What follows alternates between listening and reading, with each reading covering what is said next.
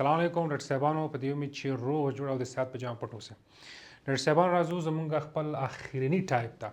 اخرین ټایپ د اپیتیلیم لاینینګ اپیتیلیم یا کورینګ اپیتیلیم زمونږ سره ترانزیشنل اپیتیلیم ده چې دا زمونږ سره په سټراتیفایډ اپیتیلیم کې سپیشل ټایپ ده. په سټراتیفایډ اپیتیلیم کې سپیشل ټایپ ده. په تیر سیژن کې یا مخکنی جلسه کې مونږه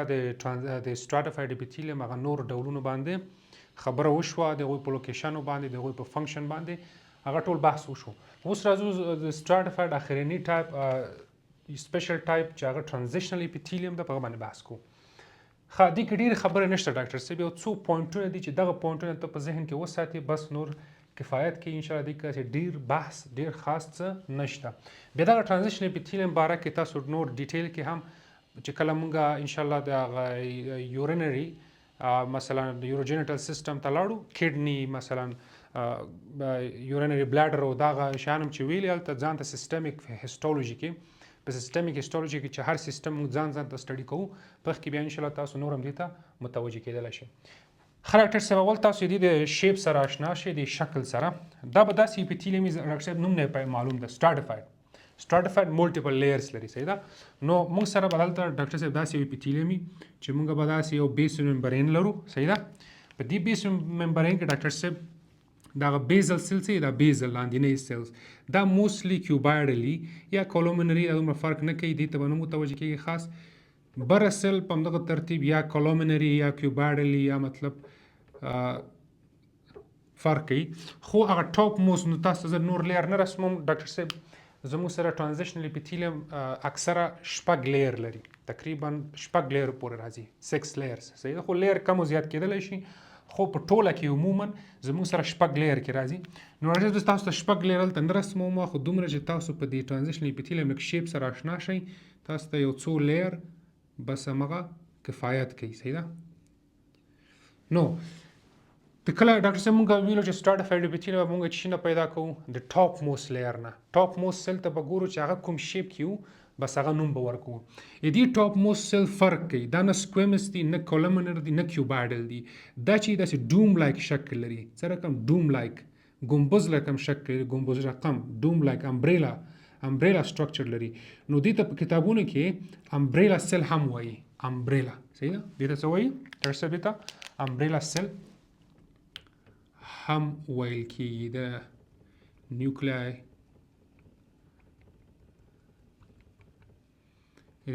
صحیح ده. ډاکټر صاحب دې ته مونږ دغه لیر ته هم نه ګورو، دې لیر ته نه ګورو، دې ته نه ګورو. د ټاپ موست لیر تاسو چې کله وګورئ ډاکټر صاحب، ټاپ موست لیر زموږ سره امبریلا سټرکچر لري، نو دې ته امبریلا سیلز هم ویل کېږي. ډاکټر صاحب دغه اپیتیلیم نوم یو نوم د ترانزیشنل، بل نوم یې د یوروتیلیم. ډاکټر صاحب دویم نوم یې څه ده؟ دلته زه لیکم دویم نوم یې ډاکټر صاحب دې ته یوروتیلیم، یعنی چې شی، یعنی هغه اپیتیلیم چې زموږ سره په یورینري سیستم کې موجود ده. ډاکټر صاحب دې په لوکیشن باندې غږی وګورئ. ترانزیشنل اپیتیلیم اوله خبره دې کې تاسو لکه اول خو تاسو دې په شیپ باندې پوه شو چې دې شیپ ټاپ موست سیلز څه رقم شیپ لري، داسې ډوم رقم یا مطلب ګمبز رقم شکل لري چې دې ته امبریلا سیلز هم وایي. راځو اول د دې اپیتیلیم، د دې سپیشل ټایپ اپیتیلیم لوکیشن ته.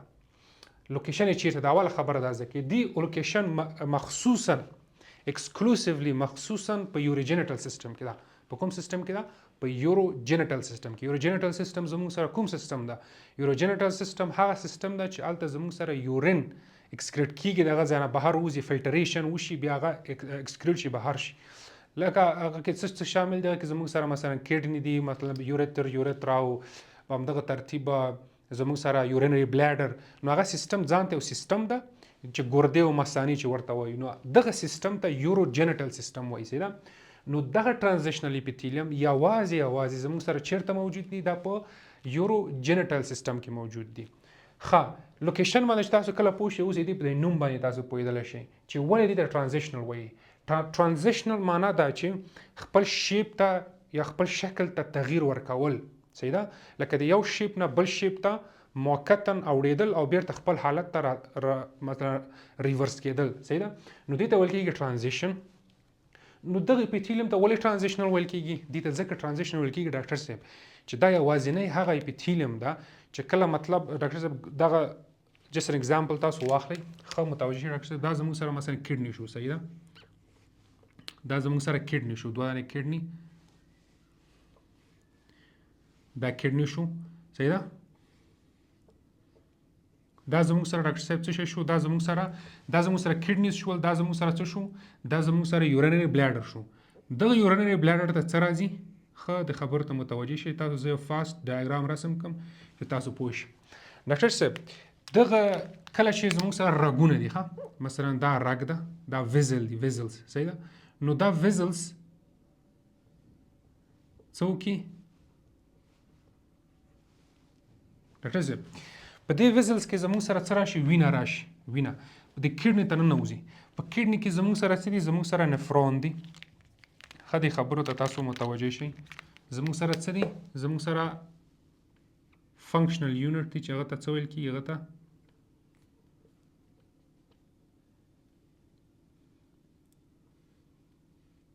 نفرون ویل کېږي دې خبرو ته ښه متوجه شئ ډاکټر صاحب دا رګو خو وینه یي په ویزلز کې وینه څه ته لاړه کډنیز ته کډني کې دا وینه فلټر کېږي دا څنګه فلټر کېږي دا به تاسو انشاءالله په یورینري سیستم یا رینل فیزیولوژي کې په دې باندې بحث کوئ خو دلته لنډ کنسپټ دا واخله په رګونو کې وینه راځي په وینه کې زموږ سره مایعات دي که نه او دغه راځي کډنیز ته په کډنیز کې دلته ډاکټر صاحب دا مثلا یو کپلري راشي صحیح ده دلته زموږ سره کپلري جوړ شي دلته کې دا داسې جوړ شي په دغه ترتیب دلته څه شي دا وینه دلته راشي او دا وینه فلټر شي څه شي نه فلټر شي د ټاکسیک موادونه مضر موادونه کوم مضر مواد چې بدن کې ورته ضرورت نه دی او بدن ته ضرر رسوي هغه مواد د کډني کې فلټر کیږي او هغه سره اوبه هغه سره مثلا سالټي مالګې دا ټول دلته فلټر شي دا چې کله ډاکټر صاحب فلټر شي نو دې نه څه جوړ شي یورین جوړ شي یورین زموږ سره کوم فلویډ ده ټاکسیک فلویډ ده مضر فلویډ ده صحیح ده نو دا څه کېږي ډاکټر صاحب دغه فلویډ ډاکټر صاحب داسې راشي دغه طرف نه راشي صحیح ده نو دا زموږ سره چیرته راورسیږي یورینري بلیډر ته ډاکټر صاحب مخکې دا بلیډر تش شو صحیح ده نو چې کله دغه یورین ورته راورسیږي نو دا بلیډر سټریچ صحیح ده داسې کش نو دا چې کله سټریچ شي نو دې سره به دا سیلز هم سټریچ کیږي که نه ګورئ مخکې دا سیلز دا رقم و عادي حالت کې نارمل و چې کله ورته یورین راغلل نو دا بلیډر سټریچ شو یوازې بلیډر نه زموږ سره دغه نلکې هم د ټیوبز هم دا سټریچ کیږي ځکه فلویډ پکې حرکت کوي نو دغه بلیډر چې کله سټریچ کیږي نو دا بلیډر جوړ د څه شي نه موږ وویل د سرفیس د لیومینل سرفیس له څه نه جوړ ده دغه ځای ډاکټر صاحب ګورئ دغه سرفیس د دوی صاحب د خبرو ته ښه متوجه شي ځکه اپیتیلیم سرفیس کې صحیح ده نو دغه سرفیس د ټرانزیشنل اپیتیلیم نه جوړ ده ټرانزیشنل نو چې کله دا سټریچ شي دغه سیلز د دغه لیرز دا لیرز تعداد کم شي سټریچ شي کنه لکه یو تاسو سره یو ربړ باندې څه کش کوي او بیرته خوشی کې بیرته خپل حالت ته راشي نو دغه سټریچ کېدل او چې کله تاسو یورین مثلا بهر شي بیا بیرته دا ریکویل کېدل بیرته خپل حالت ته راګرځېدل نو دغه شیپ چینجوي لکه شیپ چینج شو کنه دا سیلز چې زموږ سره امبریلا سیلز وو دا څه رقم شي دا داسې سکویمس ته واوړي داسې سټریچ شي داسې سټریچ شي ګورئ داسې حالت کې زموږ سره ډاکټر صاحب مثلا دا رقم حالت کې وو که نه دا رقم حالت کې وو دا رقم نو دا چې کله سټریچ شي یورین راغلل نو دا به زموږ سره داسې سکویمس حالت ته واوړي سکویمس نو دا سټریچ کېدل ګوره شیپ چینج شو که نه دلته داسې شیپ و امبریلا او هلته زموږ سره سکویمس سیل شیپ یې واخیستو نو دغه شیپ چینج کېدل نو دې ته ټرانزیشن وایي صحیح ده نو په دې خاطر ډاکټر صاحب دغه اپیتیلیم ته ټرانزیشنل اپیتیلیم وایي اوس انشاءالله په دې معنا باندې پوه شوي وای بل نوم یې څه ده یوريتیلیم یعنې هغه اپیتیلیم چې زموږ سره په یورینري سیستم یا یوروجینیټل سیستم کې موجود دي ډاکټر صاحب دا شو د دې لوکیشن په باره کې خبره اوس ډاکټر صاحب راځو په فیچر کې دې فیچر خصوصیات مشخصات څه دي یو مشخصه دا ده چې دا داسې اپیتیلیم ده چې سټریچ کیږي او بیرته ان سټریچ کیږي سټریچ کش کېدل او بیرته خپل حالت ته راګرځېدل ریکویل کیږي نور اپیتیلیم کې دا حالت نشته نور اپیتیلیم په خپل عادي حالت کې داسې سټریچ او ریکویل کېدل نه لري یوازینی هغه اپیتیلیم که تاسو څوک پوښتنه کوي چې هغه نارملی فیزیولوژیکلی سټریچ کیږي او بیرته ریکویل کیږي هغه کومه اپیتیلیم ده ټرانزیشنل اپیتیلیم ده بله خبره ډاکټر صاحب بل فیچر دی چې د بل خصوصیت د اپیتیلیوم ترانزیشنل اپیتیلیوم خصوصیت څه ده ډاکټر صاحب چې هغه په فنکشن کې هم راځي مطلب دغه فنکشن کا تاسو وی ک فیچر دواړه یو خبره ده چې دوی وظیفه په یوروجینټل سیستم کې اهمه وظیفه دا ده ډیره مهمه وظیفه چې موږ سره نه پرېږدي چې دا یورین زموږ سره لاندې ټیشوز ته لاړ شي ګورئ ډاکټر صاحب د خبره تاسو ښه متوجه شئ دا ډیره مهمه خبره ده ګورئ ډاکټر صاحب دلته زموږ سره چې کوم دا یورینري بلیډر ده صحیح ده موږ سره دلته یورینري بلیډر نه لاندې څه شي دي ټیشو ده که نه دلته زموږ سره ټیشو شته که نه دلته هم ټیشو وي دلته هم ټیشو وي که نه نور انساجي کنیکټیو ټیشو هغه بیا وایو انشاءالله وروسته نو دغه ټیشوز دلته زموږ سره موجود دي صحیح ده نو څه کېږي ډاکټر صاحب نو چې کله دا یورین دلته پاس کېږي دلته ځي دلته بلیډر ته راځي نو په دې خاطر چې دا یورین دلته بهر راونوځي د نورو ټیشو ته ډیفیوژن ونه کړي انتشار ونه کړي صحیح ده نو دغه اپیتیلیوم یې دې نه مخنیوی کوي لکه واټر پروف په شکل سره د څه شي په واسطه دا ورنه مخنیوی کوي دوه شیانو په واسطه یو ګوره ډاکټر صاحب اول دغه اپیتیلیوم دغه امبریلا سیلز ښه دلته ما خبره ته متوجه شه ډاکټر صاحب دلته یو امبریلا سیلز رسمومه دا زموږ سره امبریلا سیل ده صحیح ده فرض مثال از ان اگزامپل دا زموږ سره دلته امبریلا سیل ده دغه امبریلا سیل په دې سرفس کې ډاکټر صاحب زموږ سره یو پوخي صحیح ده یو پوخي دا پروتینی څه دا پروتینی دا څه دې ته پلاک وایي څه پلاک ورته وایي پلاک پروتین تاسو به کتابو کې انشاءالله دا ولولئ نو دغه پروتین په واسطه داسې واټر پروف فنکشنالټي ورکوي د ټیشو ته څه وظیفه ورکوي فنکشنالټي لکه مثال لکه از ان اگزامپل ژمی ده ته باندې وځي باران اوري نو تا سره یو پلاستیک یا مطلب واټر پروف کوټ یا هغه کوټ چې ته واغوندې په تا باران اوري خو باران به تا کالي نه لمدوي ولې به نه لمدوي ځکه تا سره واټر پروف کوټ ته هغه داسې کوټ ته چې هغه سرفس داسې جوړ شوی ده پلاستیک چې هغه اوبه نه پرېږدي چې څه شي دننه ډیفیوژن وکړي تا بدن ته تا لوند کړي خشک کړي کالي دې لامده کړي نو په دې شکل دغه امبریلا سیلز داسې په خپل سرفس کې لیومینل سرفس کې څه لري داسې پلاکس پروتینز لري دغه پروتین پرمیبلیټي یا مطلب د یورین چې دلته فلویډ دی که نه دا فلویډ نه پرېږدي چې د ټیشوز ته دا ډاکټر صاحب ګورئ دغه ترانزیشنل اپیتیلیوم یوازې زموږ سره په ګول بلیډر په یورینري بلیډر کې نه ده بلکې زموږ سره په دې ټیوبس کې مې صحیح ده په دغه ترتیب دغلته مې ډاکټرس صحیح ده په دغه ترتیب نو دا کوم یورین چې دلته پاس کېږي دا نه پرېږدي چې لاندې نورو ټیشوز ته لاړ شي دا یو طریقه په دې یو طریقه باندې ټیشوز نه مطلب لاندې ټیشوز ته یورین نشي تللی اوله طریقه چې شو پلاک شو پوخ شو بل طریقه چې ده بله دا ده ډاکټر صاحب زموږ سره مثلا دا بله امبریلا سیل ده صحیح ده دا زموږ سره بله امبریلا سیل شو صحیح ده ډاکټر صاحب دوی په منځ کې ډېر کلک کنیکشن دوی په منځ کې ډېر کلک د جنکشن په واسطه کنیکشن هغه جنکشن بیا وروسته په بل سیژن کې وایو دغه جنکشنو په واسطه دوی په منځ کې کنیکشن صحیح ده جنرالي دغه کنیکشن ډاکټر صاحب دا نه پرېږدي چې دلته کې کوم فلویډ روان دي صحیح ده هغه ټاکسیک فلویډ چې زموږ سره یورین دي دغه یورین چې دلته پاس کېږي دا یورین چې زموږ سره دلته پاس کېږي صحیح ده روان دي داسې دا نه پرېږدي چې څه شي لاندې ډیفیوژن وکړي دلته ډاکټر صاحب زموږ سره لاندې از ان اگزامپل دا زموږ سره لاندې څه کنیکټیو ټیشي دا زموږ سره لاندې ټیشي صحیح ده نو دلته زموږ سره یورین روان دي فرض مثال دغه سرفس ته او یورین روان دي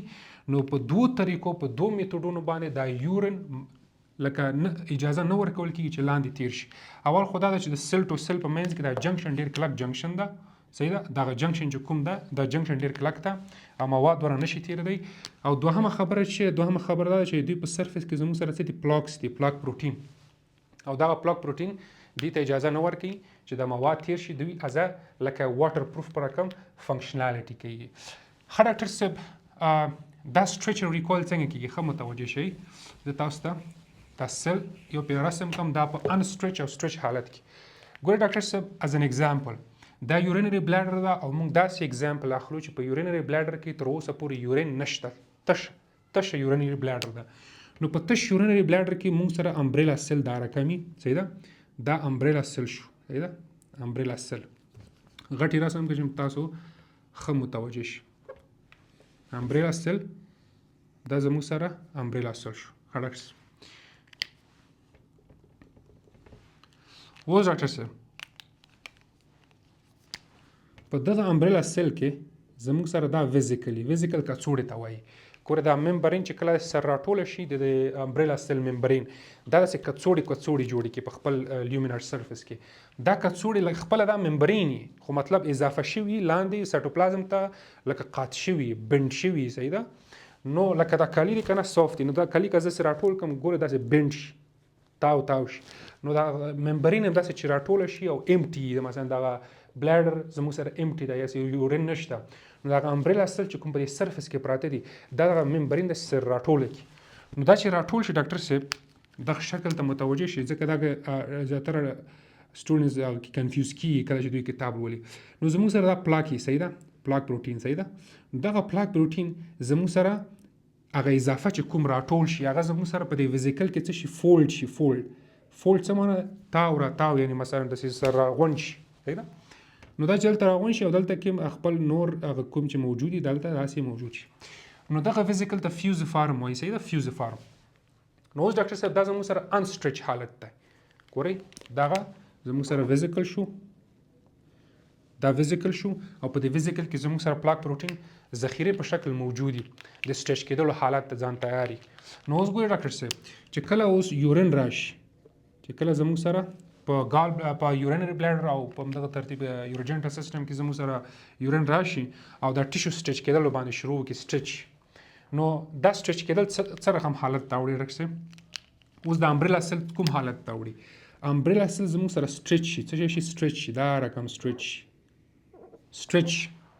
دا کوم ویزیکل چې وو، دا کوم ممبرین اضافه ممبرین چې وو دا هم سرفیس ته مثلا دا زما مثلا کالي دي که نه، دا ما داسې سټریچ کړل. اوس بیرته کش کوم نو دا کالي چې کوم راغونډ شوي دی بیرته صاف شي. ګورئ صاف شو که نه. نو په دغه شکل زموږ سره دا ممبرین چې کوم ده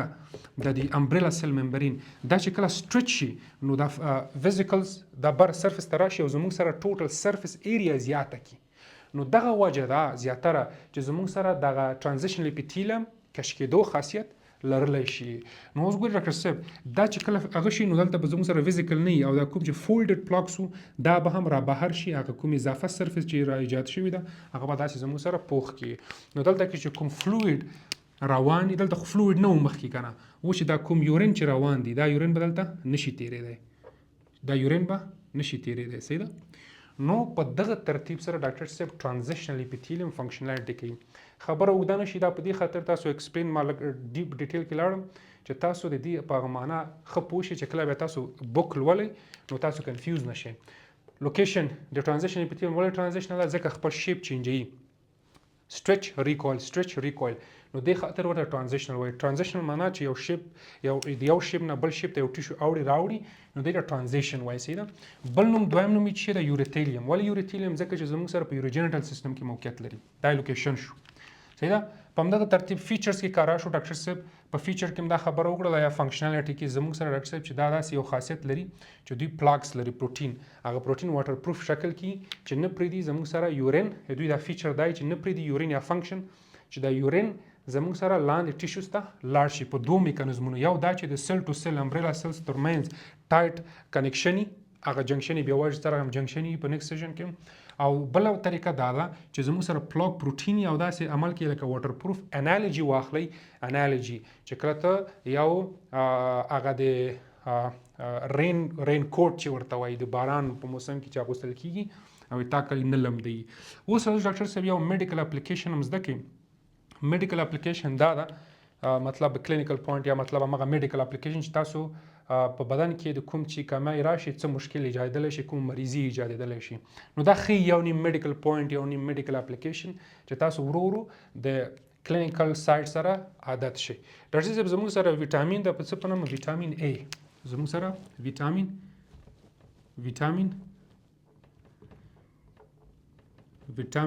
ای ده. دا ویټامین ای ډاکټر صاحب دا ویټامین ای چې زموږ سره کله بدن کې کم شي د ویټامین ای ډیفیشنسي راشي کرونیک. ګورئ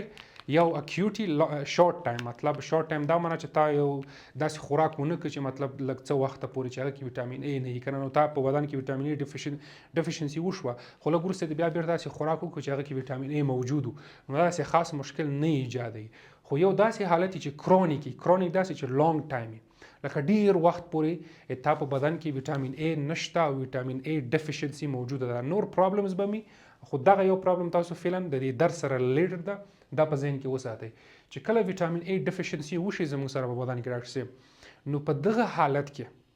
زموږ سره د برونکای اپیتیلیوم په برونکای کې زموږ سره کوم اپیتیلیوم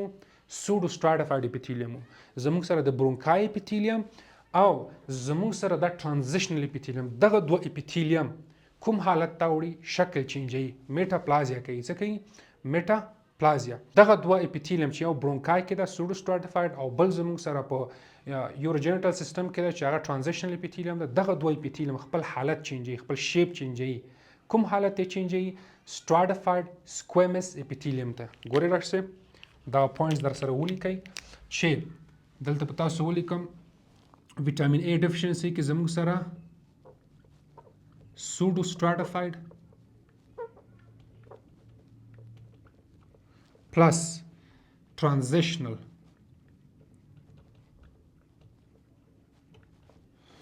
دغه دوه اپیتیلیوم ډاکټر صاحب دا دوه اپیتیلیوم دا زموږ سره په کرونیک ویټامین A ډیفیشنسي کې کوم حالت ته وړي دا زموږ سره stratified squamous ته وړي stratified squamous epithelium ته